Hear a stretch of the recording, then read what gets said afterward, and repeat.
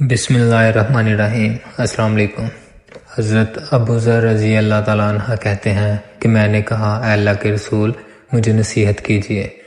آپ صلی اللہ علیہ وآلہ وسلم نے فرمایا، جب تم سے کوئی برائی ہو جائے تو اس کے بعد کوئی نیکی کرو جو اسے مٹا دے۔ میں نے کہا، اے اللہ کے رسول، کیا لا الہ الا اللہ کہنا بھی نیکی ہے؟ آپ صلی اللہ علیہ وآلہ وسلم نے فرمایا، یہ تو افضل نیکی ہے۔ حضرت عبداللہ بن عمر بن عاص رضی اللہ تعالیٰ عنہ سے مرفوع مروی ہے کہ اگر 4 عادتیں تم میں موجود ہیں تو دنیا سے اگر تمہیں کچھ بھی نہ ملے تو کوئی حرج نہیں: امانت کی حفاظت، سچ بولنا، اچھا اخلاق اور پاکیزہ حلال لقمہ۔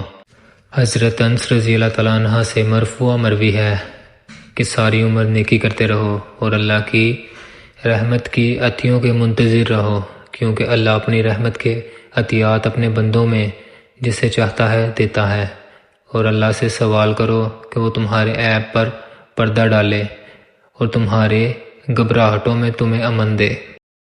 سیدنا ابو ذر رضی اللہ تعالیٰ عنہ سے مروی ہے کہ ایک آدمی نبی کریم صلی اللہ علیہ وآلہ وسلم کے پاس آیا اور کہا، اے اللہ کے رسول صلی اللہ علیہ وآلہ وسلم، میرے نفس میں بعض باتیں تو ایسی آ جاتی ہیں کہ مجھے آسمان سے گرنا اس سے زیادہ پسند لگتا ہے کہ میں ان کے ساتھ کلام کروں۔ آپ صلی اللہ علیہ وآلہ وسلم نے فرمایا، یہ تو صریح ایمان کی علامت ہے۔ آئی ہوپ آپ کو ویڈیو اچھی لگی ہوگی۔ اس طرح کی اور حدیث سننے کے لیے چینل کو سبسکرائب کیجیے گا اور ویڈیو کو لائک کیجیے گا۔